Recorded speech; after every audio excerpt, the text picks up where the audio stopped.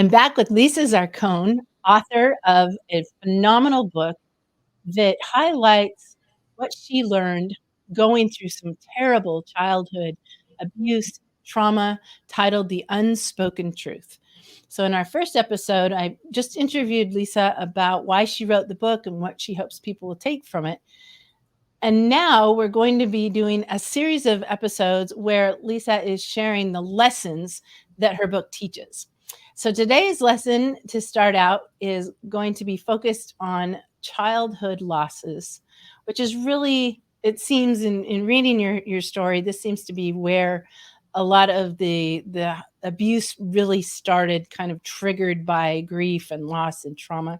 So, Lisa, thank you so much for coming back and being willing to continue to share and to teach.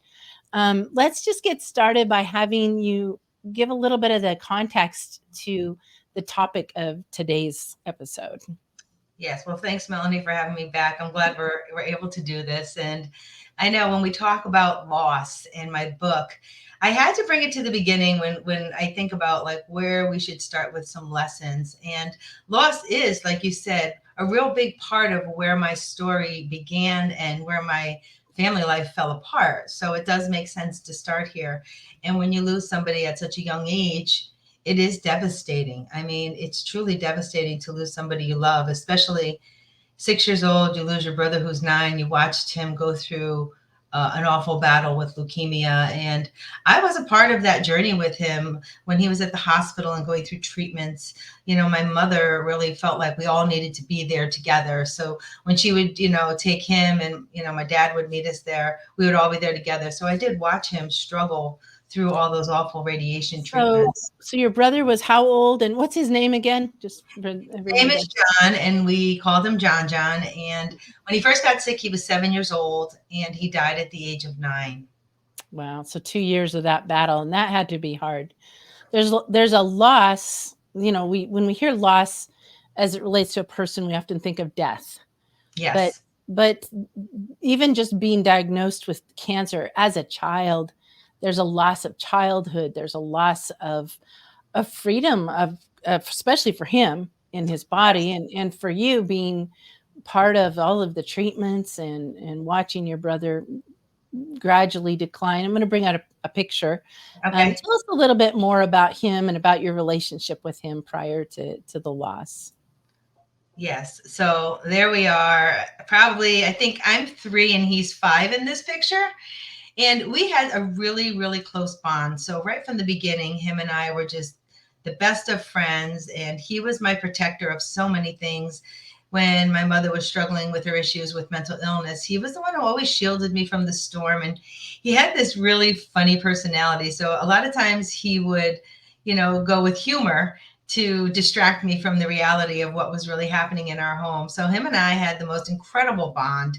We spent a lot of time together playing outside, playing, with our toys and doing all those fun kid things. So we really did enjoy our time together. And when he became ill, it was very, very hard because I had to watch him suffer through all the things that he did and watch my parents suffer. And as the youngest of the family, I was just absorbing it all and not fully understanding all of it, but knowing enough that this is not good. And as they talked about, his treatments and things were not getting better, I never thought that he was going to die. I guess a little, a child, you don't think about death as adults do. But Mm-hmm. him and I did have some candid conversations about his, imminent passing. And there was really hard conversations, but interesting enough, we were so young and we're having these deep, meaningful conversations. It really definitely was spirited. I want to say that, and bringing in faith, because he did talk a lot about the angels. And I would like to read a little segment of a conversation that him and I had, because it really speaks to the connection that him and I had together as brother and sister, but also it speaks to faith and angels and that balance between life and death. So I am going to throw my glasses on because Right? to see You when I'm are. reading, it's like I need to see. But yeah, so this is something in my book that I called Out of the Mouths of Babes. Lisa, are you awake? I hear his voice from down the hall. Yes, John John, I am. What is wrong? I am scared again. Come see me. Okay, I am coming. I climb out of bed and run down the hall as fast as I can because I am scared of the dark. I jump into his bed and we lay there looking up at the ceiling. I ask, what are you afraid of? And he answers me with, I am afraid of dying. He says to me, still looking up at the ceiling. I rub my hand on his face and say, please don't go. I want you to stay with me forever. I will stay with you, Lisa, forever, I promise. Will you really die, John? Yes, he says. The angels told me I would go soon. Tell them I said that they cannot take you away from me. They said I have no choice, but I can come back and visit any time. I say, okay, so if you go, it will only be for a little while, and then you can come back and visit me anytime. He says, yes, anytime. Then I will be waiting for you, and maybe one day I can go with the angels and they can teach me how to fly. He laughed at me, and then we laughed together. I love you so much, Lisa. I love you too, John John. That is just such a powerful conversation for young children to have, and Yeah. having that wisdom. But what were we seeing? He was definitely seeing angels. I know it with all my heart because of the way he spoke of it and the way we spoke about it together. Truly, truly brought in the faith aspect of working through this loss. Because when it came down to the time when I did actually lose him, again, devastating, heartbreaking, such a tragedy. And the last day that I saw him alive, he was sick and he was on the couch, and my grandmother came to pick me up. And I said, I don't want to go. I don't want to go. I don't want to leave you. And I ran over and I hugged him and I was crying. And, my grandmother's trying to pull me away. And, he looks at me and he's like, I love you, Lisa. And I said, I love you, John John. I said, I'll see you soon, as my grandmother's pulling me out the door. And that was the last time I saw him alive. A couple hours later, my mom took him to the hospital and he passed away. Wow. And it was hard because that night of not knowing, so I did not know right away that he passed away. They came the next morning to my grandparents' house because I spent the night there. And my parents came in, and my dad actually told me that my brother was gone. And my dad dropped to the floor and just put his head in my lap and sobbed. And my mother was just standing there and everybody was crying. And I'm 6 years old. I They just were love leaning on you, a they 6-year-old. they were leaning on me. And I Yeah, remember, yeah, rubbing my dad's head and saying, it's gonna be okay, Daddy. And my mom just devastated, and I've yeah. spoken about this in the last interview. I said, my dad said the day that my brother passed away is the day we lost my mother as well. And that is so true because she was never able to Mhm. recoup from that. Yeah. And then stepping forward, with the wake and the funeral, I was not allowed to go. I didn't get to say goodbye. And that Mm, stuck with me even to this day.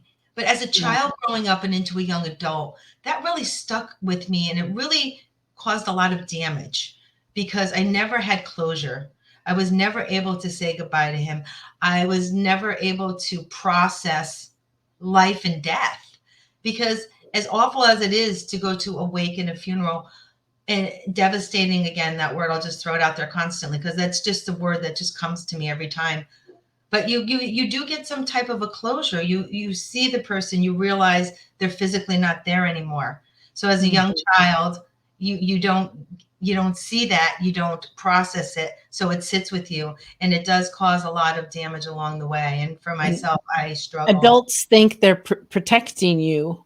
Yes. And I think that's part of, well, it is part of why what we're talking about in this lesson today is so important. There's so many aspects to childhood losses that you have to teach about. And I guess you could say one of them is to say, let the child or let the children go through the same mourning processes that you need. Don't think you're protecting them by not allowing them to grieve Yes, or and I to was see that process happen. I think in our society, this has not always been the case, but in our society now, we've almost sanitized death and removed it so far from us. We don't have the deaths in the home, and they're not as natural. We don't have the interaction that they did in the past. And I think that we're seeing, it would be an interesting, I'm not saying this from a scientific standpoint, but it would be interesting to see if the way that we handle death could have been a contributor to your mother's mental health, because she really just, from reading your book, what she put you through is unbelievable. I don't know what other word to use. I know it might sound like to hyperbole to anybody who's watching this and hasn't read your book, but trust me, if you read Lisa's book, you're going to say, I cannot believe you lived through that. And so it really did bring, you lost your mother, you lost your innocence, you lost your childhood, you lost so much.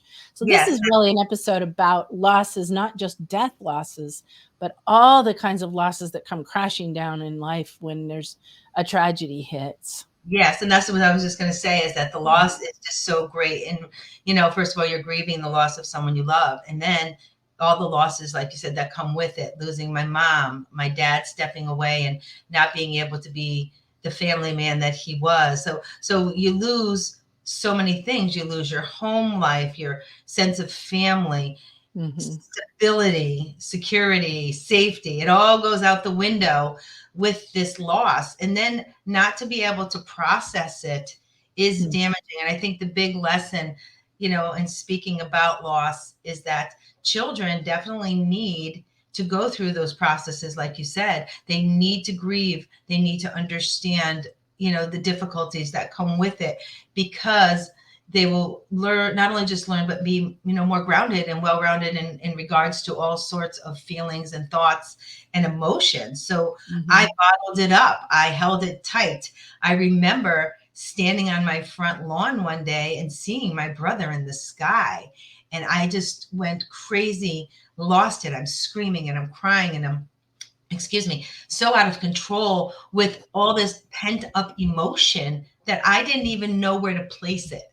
And my Yeah. mom comes out to try to console me, but there was no consoling me because I couldn't get a grasp on what I was feeling and why I was feeling what I was feeling. And then seeing my brother's image and feeling like that was like a reality hit to me saying, he's gone forever. You're never going to see him again. And remember, I'm 6 years old. I always go back to that, 6 years old.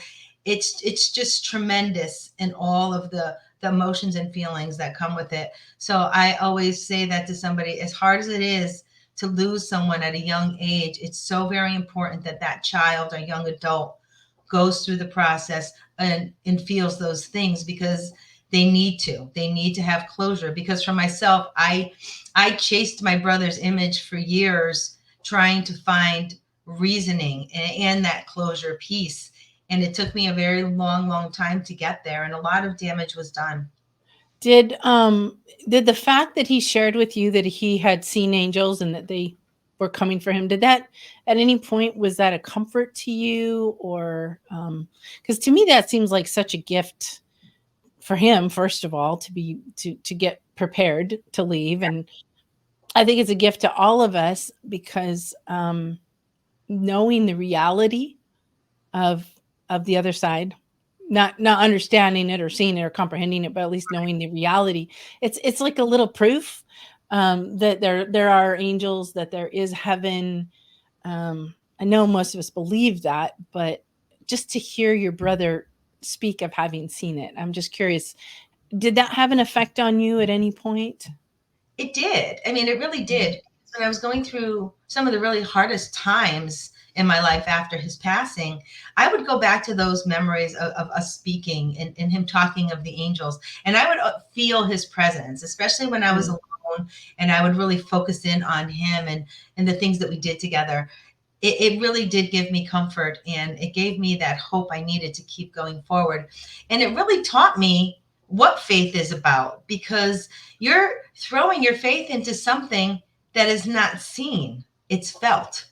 So very Right. important, such a big lesson there, because you're feeling, you're tapping into those things. And that did stay with me. I do believe it was a gift that he was able to Mm. see the angels and speak with them. I wholeheartedly believe that he truly did see them. I did see things as well. So I do believe it, and it did carry me a long way. Oh, excuse me. Yeah. I've been sick, so Yeah, so have I. very It's all sorry. right. We're just casual here. We welcome everyone who's joining us now or joining us in the future.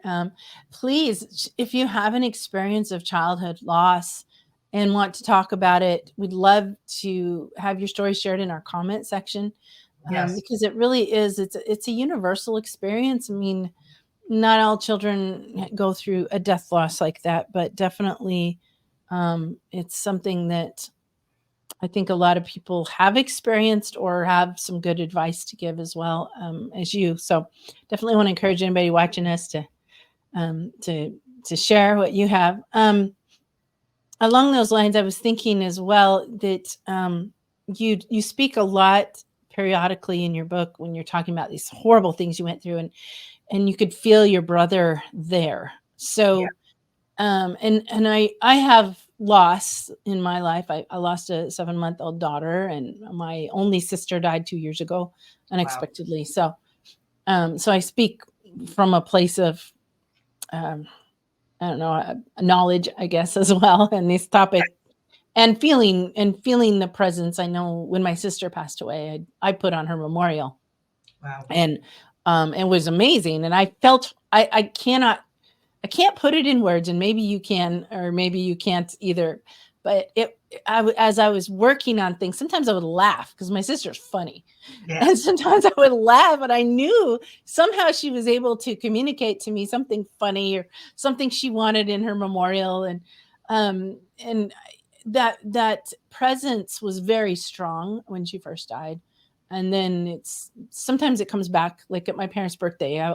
I've given my dad some really funny gifts from yeah, me and her, you know, and I know she inspired it. So anyway, I only share my little bit of that to just kind of set the stage for you to share any thoughts you have as far as being able to be, he's gone, but he's not gone forever. He's just gone from the interaction that you had. How right. did that help you? And how does it still help you? Well, first of all, let me say I'm very sorry for your losses. I know, again, it's so difficult when we go through these things and we all feel those pains, and it's difficult to overcome. But when we feel that connection with that person who's passed, it does give you just renewed hope and faith that things are going to be okay, that you are going to get over it, not over it, but over those humps and hurdles and get through these things. Because we don't, I believe we truly don't ever get over loss. We learn how to deal with loss. We learn how to, make the best of that what we can and hold those memories dear to our heart. And those are the things that do get us through.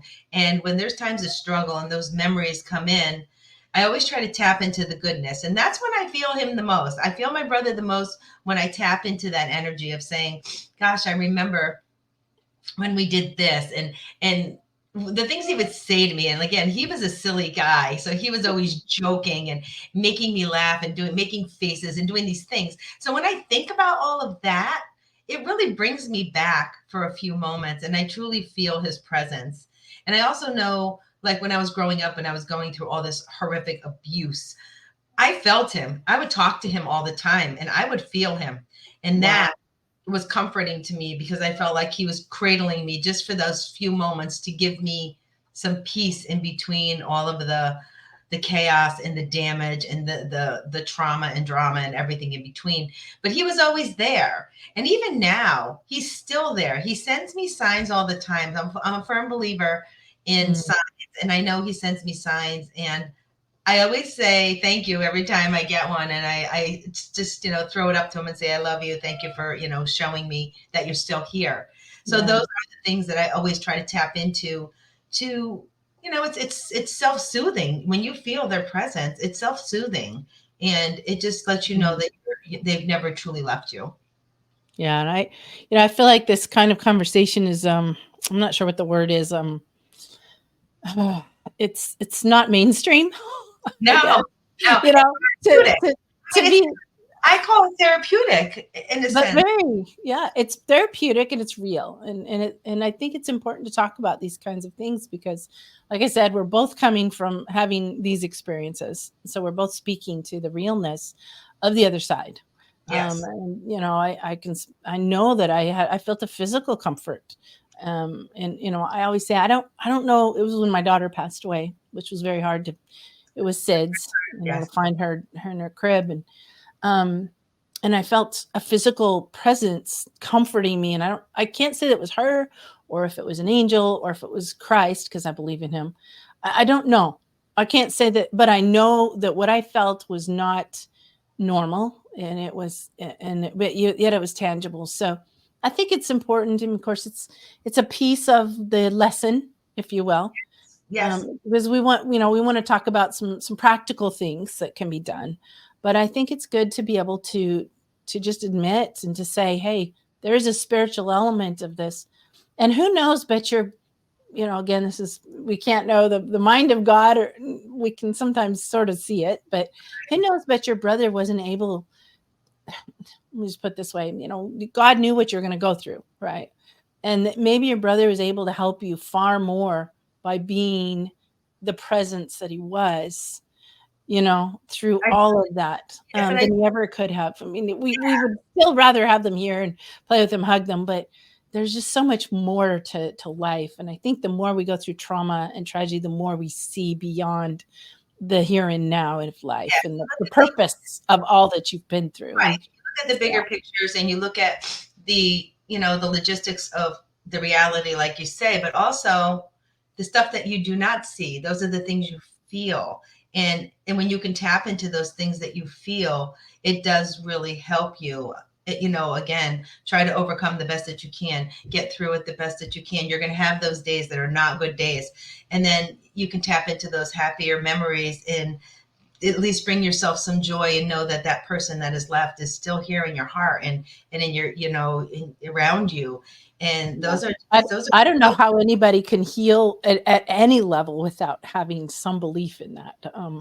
I agree. No I agree. offense to anyone who says, "Oh, I just don't believe," but I think if you believed, you'd probably be in a better place. I'm just saying. I feel like people all have like some level of spirituality and faith, and they might look at it a little bit differently, and they might Yeah, speak of it differently. But I always feel like it's there because I think in times of stress and struggles, people go back to I said a prayer or I tapped into something yeah, spiritual or faith related, and I think that just shows that our souls do speak to us, and souls of others do speak to us as well.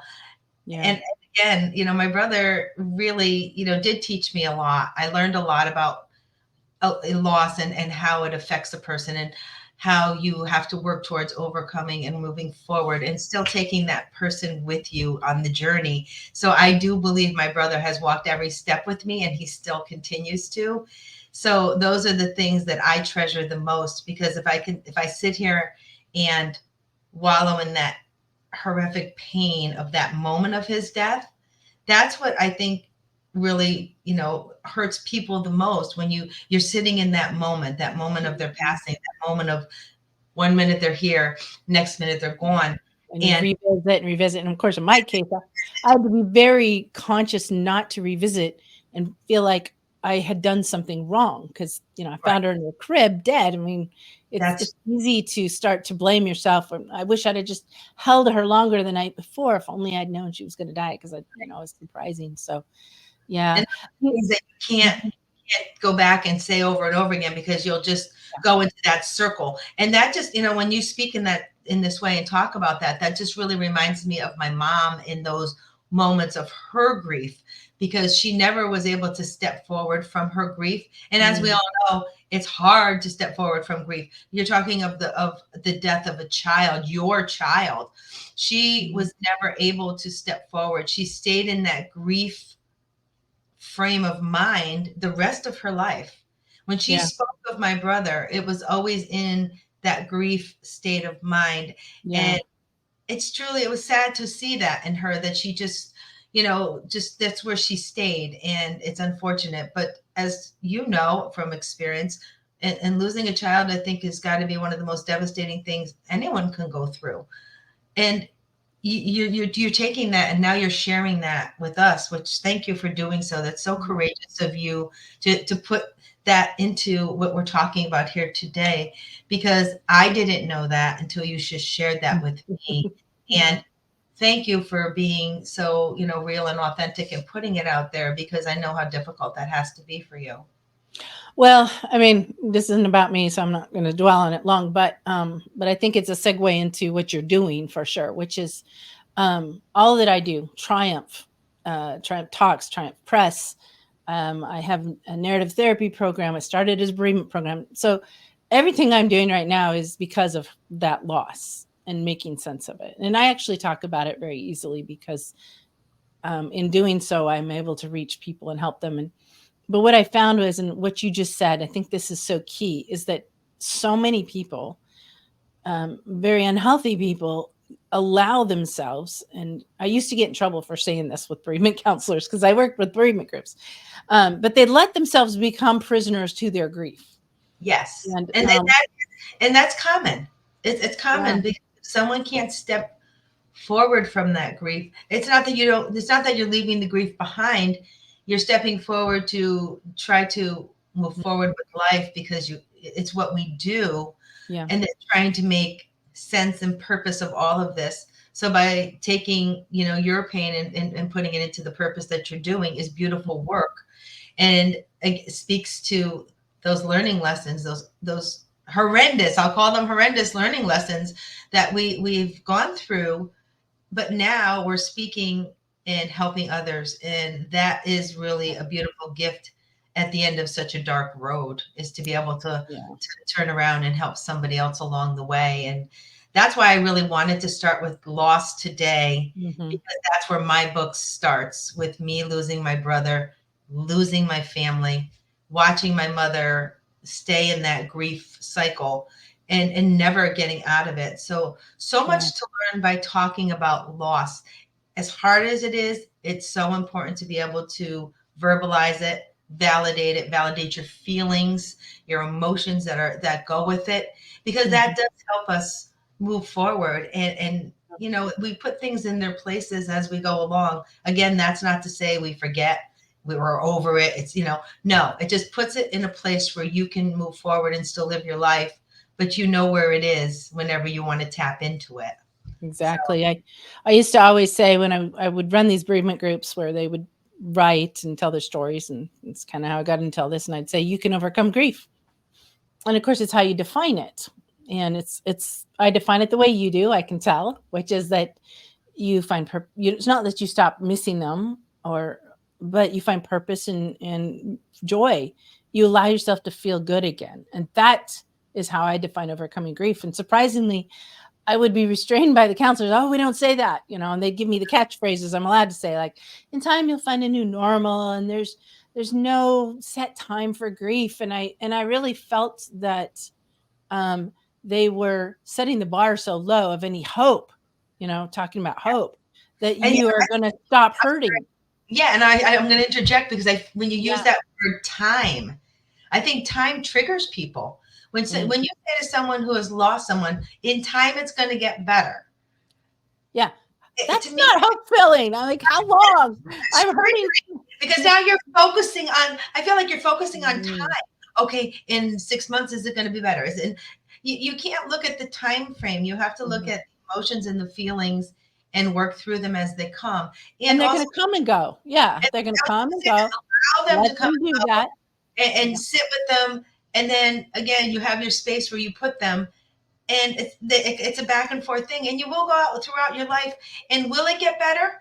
It does get better to a point, because you are moving forward and you're living, Mm. but you will always carry it with you, and you're always going to have your pings, your pains, those anniversary dates, those certain things that will bring you back to those moments.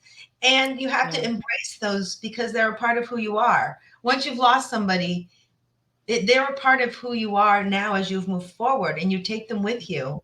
So And there's I, so much to talk about when you talk about loss and grief. But when you mm, tell somebody in time you're going to get over it, no, yeah. don't ever say that to people, because you're not getting over Thank it. you. Thank you. Well, I not getting think you over it. bereavement counselors are clearly getting this training because they all said it to me. I need So to I listen taught to me this the training catchphrases. because Thank you many, for saying that. yes, Don't many say people that. You don't say give that them to me. hope. People would say, "Oh my gosh, you lost your brother when you were so young. Aren't you over it?" Whoa. Like, no. I'm Yeah. never fully going to be over it. That was my brother, my best friend, my Yeah. everything. And that's I okay. It's okay because I'm like, what I want to say is who you are. I mean, working with you, talking with you is such a joy. You are just like this ball of positive energy. And if anybody had an excuse to not be positive, it's you. oh, And and I know that you are stronger and you push into the positivity because you've been forced to. Because it's you know, right. And yes, that's well, it's that's true. what these things do for us. So you're a better person today. I think that's. I mean, we don't Well, know what you would have been like if you had had the loss, but I'm certain that I know you're an awesome person if you today. sit in that negativity, it just brings more negativity. And I did Mhm, hit that point in my life. Well, I always knew I wanted different. I wanted better. I mhm. wanted to make my life a different scenario than what I grew up with. And I believe that's part of my positivity and that drive to change it. So the mindset changes. You're going from the negative to the positive. So I do always try to shift to the positive side because it's very important as we grow, evolve, change, and all of those things, that self work that we do. So I do always gear towards the positive as often as possible. That's for sure. Well, and you're an example that emotions, or at least perspective, I'll put it that way. Maybe not Okay. always emotions, but perspectives can be chosen. And that Yes. we don't have to be prisoners or slaves to the things that happen to us. And that lesson, I mean, that's just a universal lesson. I mean, all grief and loss, it's not necessarily a death loss that we're talking about here.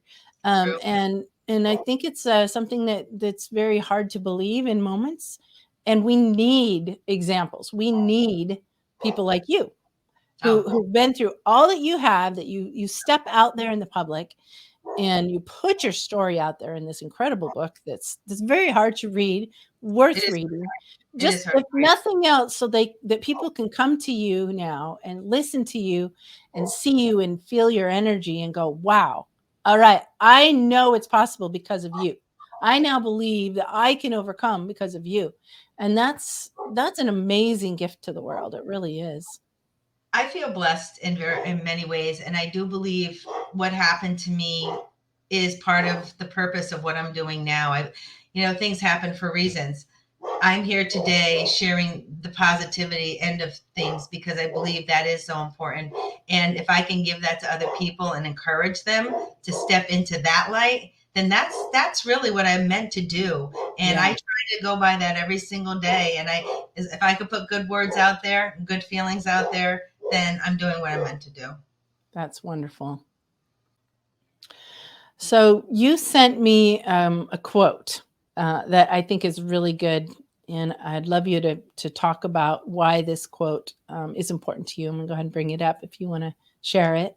Yes, there is no grief like the grief that does not speak. So that quote right there just talks about, the whole feelings that come along with grief.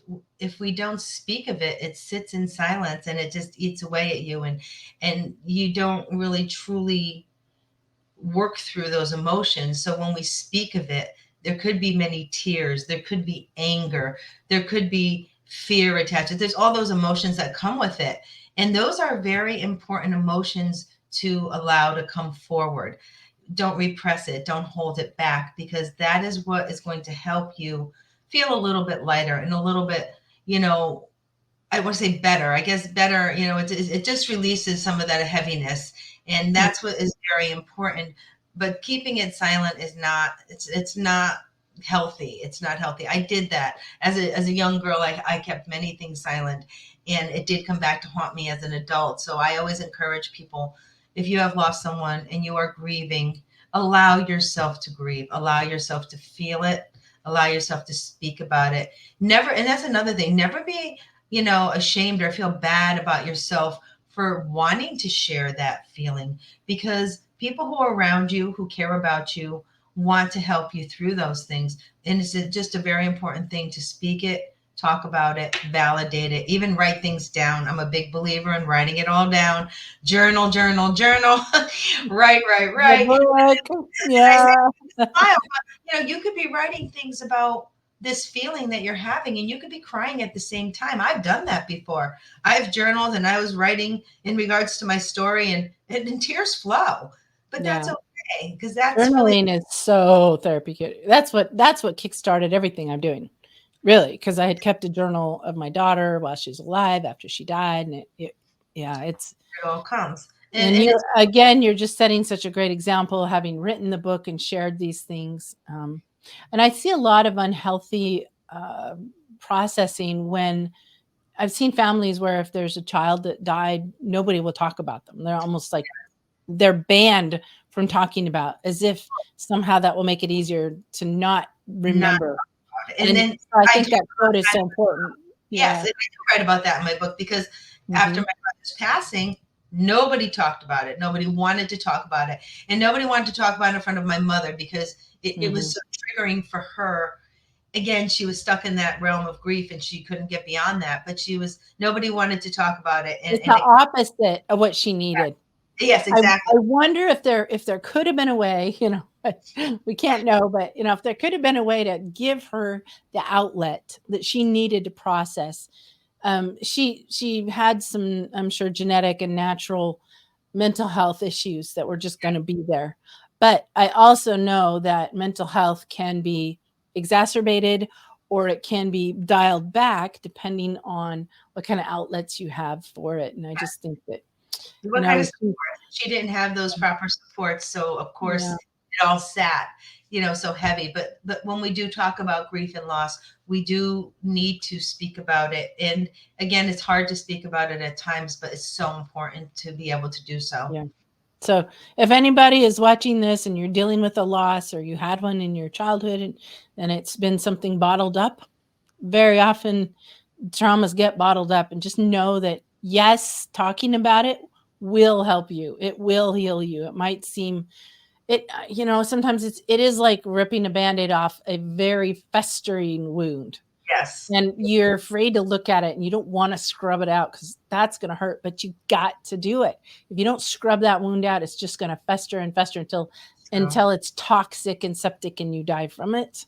Um, and when and you and die from it, it's not even it cannot even just not even dying physically dying, but you are emotionally dying, mentally dying, exactly, and yeah.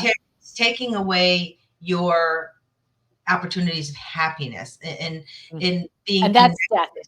And and that's being it's a living death that you are allowing into your body by not doing yes, the work to just speak about it. And I think that's I'm glad you sent that quote because I think it's so pertinent to the lesson that yes, you teach. And you're teaching this lesson by speaking it, but you're teaching it through example, by writing that book, by being the advocate that you are. And of course you have another book out that's yes. about your mom, and that's just a continuation of speaking out and raising awareness. And we'll be touching on that book as soon as we're done with the lessons in your first book. So And I do want to just say that, when we talk about moving forward and talking about these things, I always like to say, I know it's not easy. It's mhm. not easy. Self work around these types of topics and such sensitive topics are not easy. So I don't say this lightly and just be like, come on, you can do it. You're going to do these Yeah. things. You're going to write it down. You're going to feel better. No, no, Yeah. you're going to write it down. You're going to speak about it. You're going to cry. You're going to feel all those pings and those pains. But the more you do it and the more you release it, the easier it does become. And that is the message there is don't keep it silent, work through it. It can be difficult and painful, but so necessary for yourself. And you'll find that you'll feel lighter and more joy will come back into your life. Yeah. And those are beautiful gifts that you give to yourself. Yeah. That is, wow, that's perfectly said. And it's just true. And we just are hoping to help people come to that point where if you Yes. believe something is possible, and I always say that you have to believe something is possible in order to do it. And some people just are still in a place where they don't believe it's possible. And my hope is that after watching this episode and hearing you today, that people will believe that even if they're not in a place yet where they're following your example, but they see that you're doing it, they believe it's possible, then it can be done. Anything that we believe can be done now becomes possible. So And you do, and you work on mindset, and that mindset yeah, is the thing that helps you push forward. So definitely. absolutely. Jump into it. Do the work you have to do. Tear off that Band-Aid Oh and yeah, you will feel better. We guarantee it. it's Money back guarantee. All that money you spent to true. watch this show. Yes. Anyway, oh, it's so great to have you on, and we've got more lessons coming up. So I hope that everybody watching will just, maybe by the time you find this episode, we'll have quite a few up, and you can just kind of binge watch them as you have time. And we're just going to keep sharing all of Lisa's great wisdom. Oh, So thank thank you. you I'm so so, much. so glad we were able to do this today. And yes, we'll keep moving forward. And everybody get out there, take care of you, and embrace the journey. Oh, I love that. Thank Yes. you.